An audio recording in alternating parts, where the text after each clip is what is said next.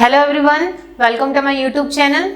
आज हम लोग बात करने वाले हैं हाइपरथायराइडिज्म के बारे में। पिछले वीडियो में हमने देखा था हाइपोथायराइडिज्म क्या होता है, थायराइड ग्लैंड के बारे में जाना था, हाइपोथायराइडिज्म में क्या बीमारियां आती हैं, सब के बारे में डिस्कस किया था।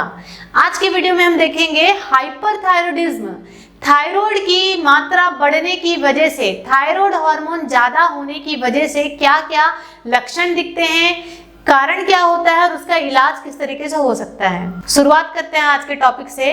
हाइपरथायराइडिज्म, थायराइड का लेवल बढ़ जाने को हम हाइपरथायराइडिज्म बोलते हैं। हाइपरथायराइडिज्म एक ऐसा कंडीशन है जिसमें आपका जो थायराइड ग्लैंड है, जो ग्रंथि है थायराइड की, वो ज्यादा मात्रा में थायराइड के हार्मोन T3 और T4 ये दोनों को रिलीज करने लग जाता है। मतलब ज्यादा ही मात्रा में शरीर में थायराइड का हार्मोन बढ़ जाता है, जिसकी वजह से आपको हाइपरथायराइडिज्म नाम की बीमारी होती है।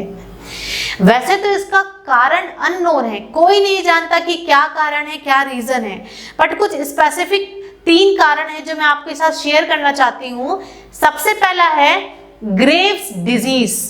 अगर आपके शरीर में पहले से ही आपको ग्रेव्स डिजीज है, ग्रेव्स डिजीज एक ऐसी बीमारी है जिसमें आपका शरीर ऑटो इम्यूनिटी जो है, आपका खुद का इम्यूनिटी पावर, आपका इम्यून सिस्टम आपके थायराइड ग्लैंड के खिलाफ काम करना शुरू कर देता है।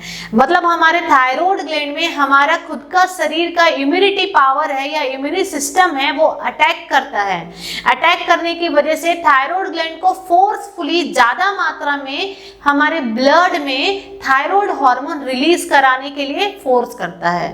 पहला हो गया ग्रेव्स डिजीज। दूसरा है over activity of thyroid nodules.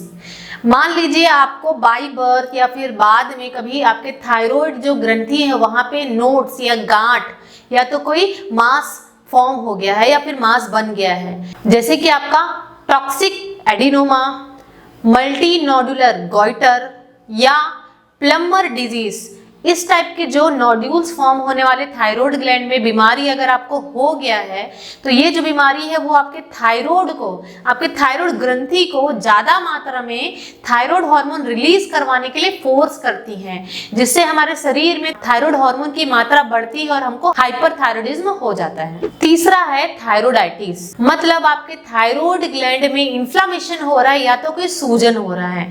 अगर आपका थायराइड ग्लैंड किसी कारणवश सूज गया है या तो उसमें रेडनेस या तो उसमें इन्फ्लामेशन हो रहा है, तो भी हमारा थायराइड ग्लैंड ज्यादा मात्रा में काम करता है और ज्यादा अधिक से अधिक थायराइड हार्मोन रिलीज करता है। अब हम देखेंगे हाइपरथायराइडिज्म के लक्षण, जिसमें सबसे पहला है हार्ट बीट बढ़ना। मतलब आपको ऐसा लगेगा कि आपका हार्ट बीट बढ़ गया, आपको सुनाई देगा पल्पिटेशन, धक धक ऐसा हो रहा है, आपको फील होगा। दूसरा है फीलिंग नर्वसनेस, आप बहुत ज्यादा नर्वस फील करोगे।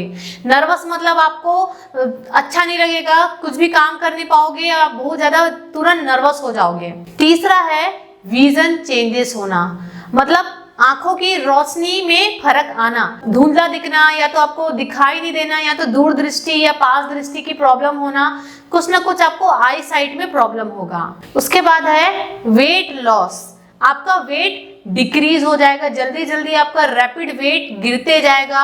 उसके बाद है इंक्रीज एपेटाइट। आपको ज्यादा मात्रा में भूख लगेगी, आप जल्दी जल्दी खाना चाहोगे, जल्दी जल्दी आपको खाने की इच्छा होगी।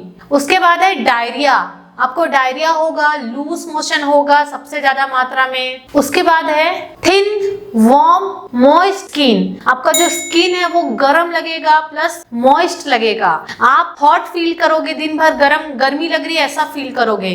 उसके बाद है हीट इंटॉलरेंस। आपको गर्मी बर्दाश्त नहीं होगी, थोड़ी सी भी आपको गर्मी आप बर्दाश्त नहीं कर पाओगे, आपको बहुत ज्यादा एसी की जरूरत पड़ेगी या तो कूलर में रहने का मन करेगा, फुल ऑन कूल प्लेस में रहने का मन करेगा। मेंटल चेंजेस, आपकी जो मानसिकता या मानसिक तरीके से जो सोच विचार करने की जो क्षमता है उसमें आपकी चेंजेस होगी। जजमेंट, थिंकिंग, रीजनिंग, लर्निंग, सब प्रकार की जो इंटेलेक्चुअल कैपेसिटी है वो सब डिस्टर्ब होगा। मतलब आप प्रॉपर तरीके से सोच नहीं पाओगे, समझ नहीं पाओगे, थिंक नहीं कर पाओगे। उसके बाद है स्लीपिंग प्रॉब्लम। आप सो नहीं पाओगे। नाइट में कितना भी आप थके रहो फिर भी आपको नींद नहीं आएगी, बेचैनी सा महसूस होगा। उसके बाद है मेंस्ट्रुएशन चेंजेस, जो महिलाएं हैं उनमें मासिक धर्म में बदलाव आएगा, उनका मासिक धर्म सही तरीके से नहीं होगा। उसके बाद है जो आपका नेक का एरिया है पूरा उसमें स्वेलिंग हो जाना, इन्फ्लामेशन होना और साथ में आपको गोइटर नाम की बीमारी होना, ये सारे आपके लक्षण आपको दिखेंगे। उसके बाद है हेयर लॉस होना, आपके बाल झड़ने लग जाएंगे। उसके बाद है आपके बाल पतले हो जाएंगे, ब्रिटल हो जाएंगे, मतलब बहुत ज्यादा पतले हो जाएंगे, बालों का टेक्सचर चेंज हो जाएगा। उसके बाद है आपकी जो आई है वो बल्जिंग होगा। बल्जिंग मतलब ऐसा लगेगा आप उस इंसान को देखोगे जिसका हाइपरथायराइडिज्म है कि बाहर निकली हुई आंखें हैं, पूरा बल्ज आउट हो रहा है आंखें, ऐसा आपको दिखेगी, बल्जिंग ऑफ द आईज। उसके बाद है मसल्स वीकनेस, जिनको हाइपरथायराइडिज्म है उसकी जो मांसपेशियां उसमें वीकनेस होगा, वो काम प्रॉपर तरीके से नहीं कर पाएंगे, बहुत जल्दी थकना, फटीग होगा, बहुत ज्यादा इंटॉलरेट कर पाएंगे, काम नहीं कर पाएंगे, कुछ भी अच्छे से कंप्लीट नहीं कर पाएंगे, वर्क टास्क उनको दोगे तो टास्क टाइम पे फुलफिल नहीं कर पाएंगे। उसके बाद हम इनको जांच कैसे करेंगे, हमको कैसे पता चलेगा कि हाइपरथायराइडिज्म है? तो सबसे पहले है आपका फिजिकल एग्जामिनेशन, आपका पूरा हेड टू टो एग्जामिनेशन होगा, स्कैन होगा, स्क्रीनिंग होगा, फिर हम फाइंड आउट कर पाएंगे।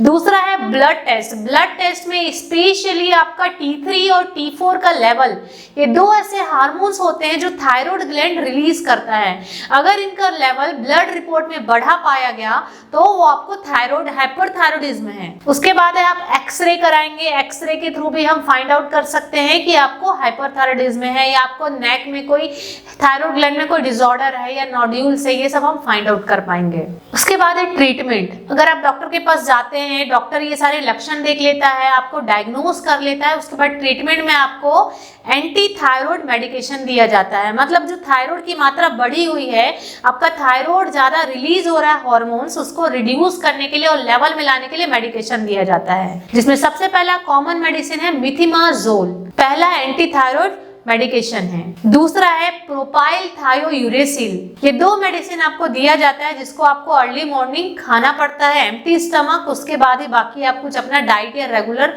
जो एक्टिविटीज है वो परफॉर्म कर सकते हैं। उसके बाद एक और मेडिकेशन है, साथ साथ में बीटा ब्लॉकर्स दिया जाता है जो आपके थायराइड की लेवल को डिक्रीज करके नॉर्मल रेंज में लेके आता है।